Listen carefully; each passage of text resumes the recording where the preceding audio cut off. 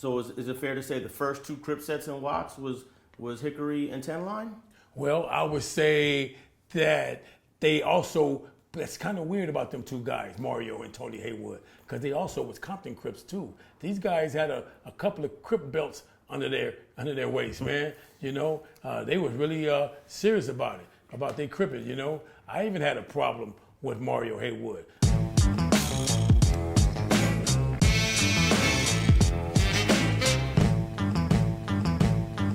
An incident had happened in '73 where the bounty hunters got rid of his whole house. They blew their house off the block. They had a house right on the corner on Compton Avenue, right across from 109th Park. And one of my little homeboys got shot in the throat. And they come to find out that it had something to do with one of the Haywoods.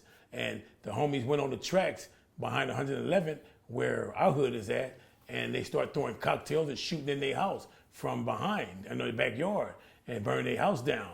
And they were no more after '73. So the 10 lines had to go on the other side of Compton Avenue towards Wilmington, and where it's a dead end right there, where the tracks is at. That's also 10 line. Then they go on the other side of Wilmington toward the PJs. That's the other side of the 10 line. But at one time, they went all the way behind the Nickerson Gardens, starting off with their leadership.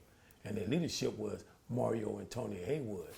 So whatever happened to those, they're brothers, obviously, right? They're brothers, yeah. And you know what? They look just like Puerto Rican guys. They look like they can also be some kin to bartender. They were, or the Silvers or somebody, light-skinned Puerto Rican looking guys, pretty boy type guys, you know. But they were kind of vicious, man, because they stood up for that 10 line, being behind the projects like that. It's just, to me, by them being so close like that, they kind of like give me the mentality how the United States government feel about Cuba. Even though Cuba is small, they are a threat to the United States because of their political view, which is communist. And that's the reason why the United States look at Cuba as a threat.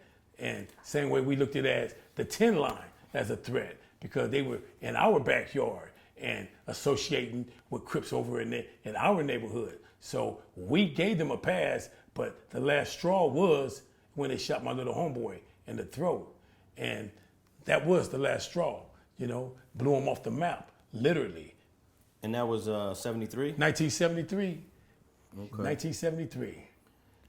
So I'm trying to figure out, like, when do the Crips in the Jordan Downs really become a factor? If you got Hickory Street, you have 10 line, eventually the Jordan Down Crips become the dominant Crip set in Watts. Well, I have to agree with you on that. Most likely they did become because of the projects.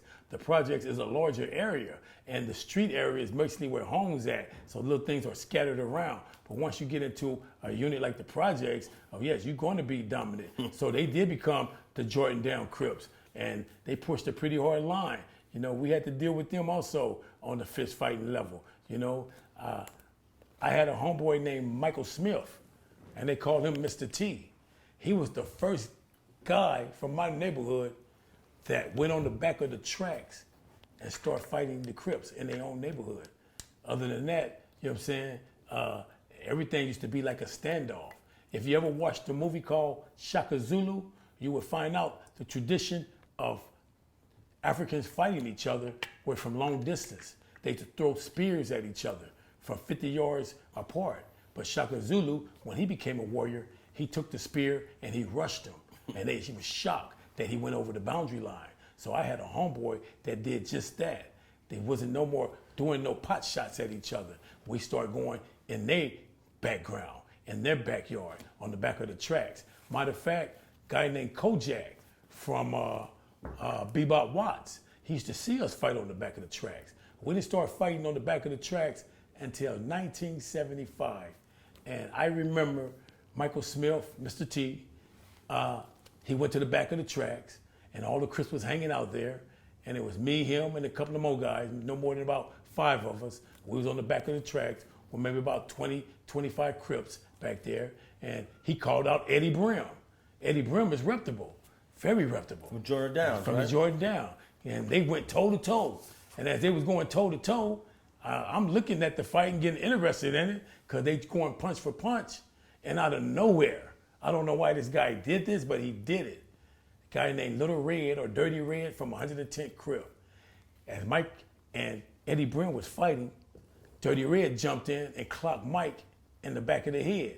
Automatically, I responded with a two-piece, bam, bam, and dropped him. And the whole crowd stopped, and everybody looked at me. And it seemed like they was coming my way, like the whole crowd was coming my way towards me.